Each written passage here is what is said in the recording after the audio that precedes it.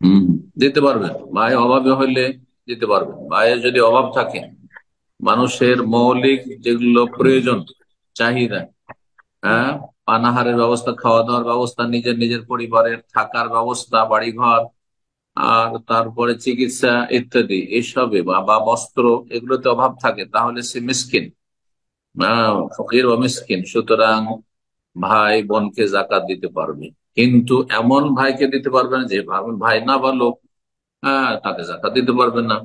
বোনকে জাকাত দিতে পারবে না, তালাক প্রাপ্তা বিধবা, তাহলে তার ভরণ পোষণের দায়িত্ব সে ভাইয়ের, তাকে জাকাত দিতে হবে। যার ভরণ পোষণ ফরজ আমার আপনার উপর, তাকে জাকাত দিতে পারবো না। আর ভাইয়ের যেহেতু ভাই বড় হয়ে গেছে, সবালতা হয়ে গেছে, কাজের যোগ্য হয়ে গেছে, কিন্তু সে কাজ করে তার সংসার চালাতে পারছে না, অসচ্ছল, অভাবী, তাহলে তাকে জাকাত দেওয়া যাবে না। জাকাত শুধু দেওয়া যাবে না, উপর দিকে বাপ মা, দাদা দাদি, নানা নানি, তাদের দেওয়া যাবে না। ছেলে মেয়ে, ছেলে মেয়েদের ছেলে মেয়েকে জাকাত দেওয়া যাবে না। বাকি সাইডের ভাই বোন, এদেরকে জাকাত দেওয়া যাবে। যাদের খরচ ফরজ নেই আমার আপনার, তাদেরকে জাকাত দিতে পারবো, পারবেন।